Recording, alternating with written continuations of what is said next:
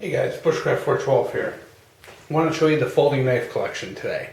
You know, I went through, I'm just not as impressed with my folding knives as I am with my fixed blades.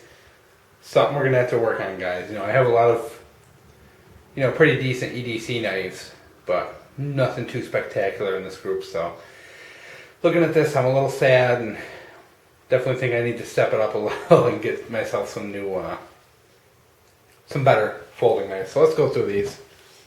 We have the CRKT Pizzota. Nice little $10 EDC blade. The Sanren Mew 710. Very cool little knife. One of my favorite EDCs. Kershaw Chill. Also a very nice budget knife. You can get these for like 15 to 20 bucks depending on where you get them.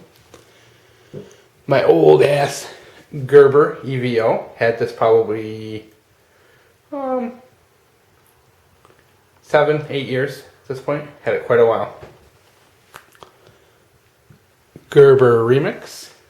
I guess it's gone through a bit of a redesign since I bought it. But not a bad little knife. It's not the greatest design on earth, but it's actually kind of handy. We'll skip those for now.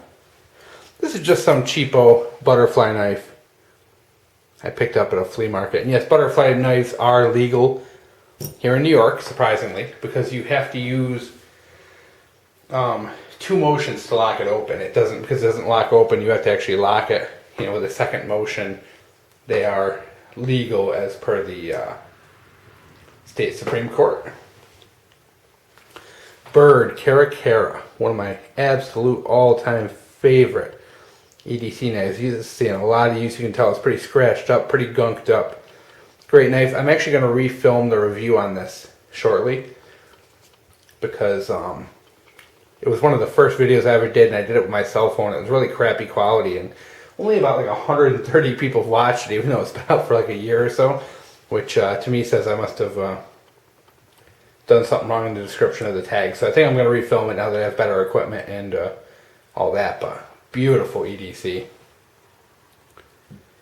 The Spyderco Tenacious, probably one of the most popular folding knives of all times. Excellent little blade, and you can tell I'm left-handed based on the way I have these clips set up. But beautiful little EDC blade.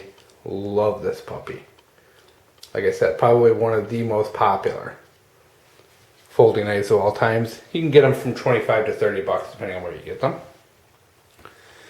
This is an Enlon. Pretty much the same company as Sanren Mew.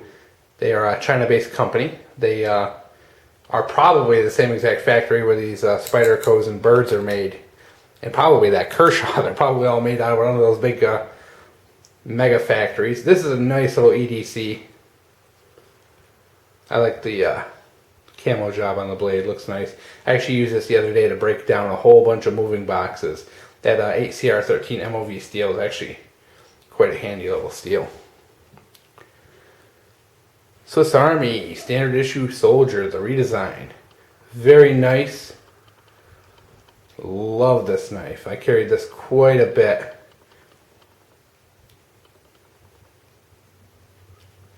Love that finish on there. Reflective finish. Partial serrations on the edge.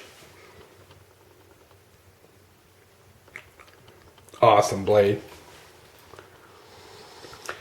Oh, now we're moving down. This is a cheapo Schrade. I think they call it the Nitro. Little gel handle. It's garbage. It's a ripoff of another design. I forgot what the other maker is. But it's really cheap steel.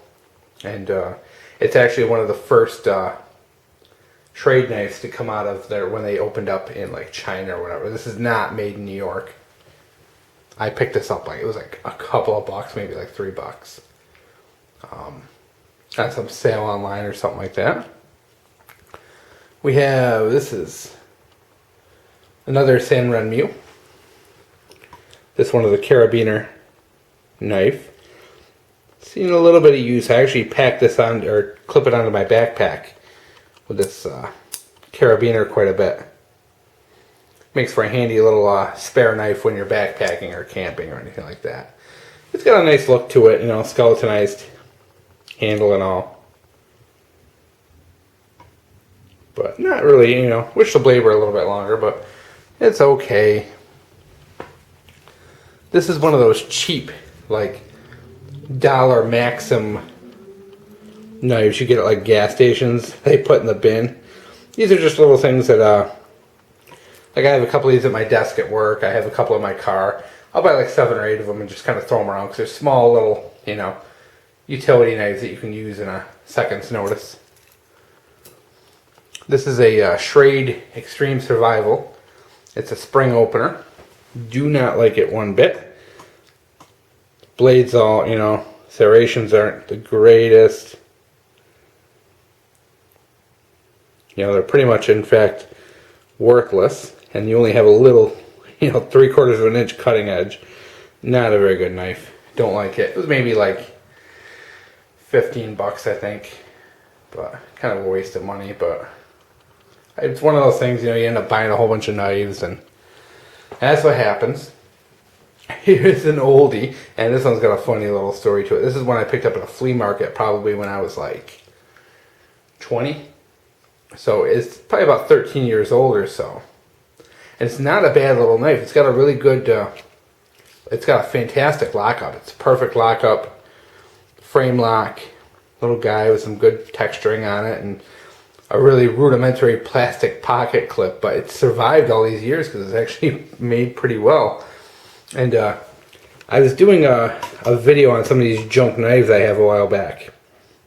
As you can see, it says stainless rust free on there. And well, I thought rust free was the name of the company, and someone was like, no, that's one of my subs was like, no, that's rust free in like German. A little embarrassing, but oh well, that's what happens.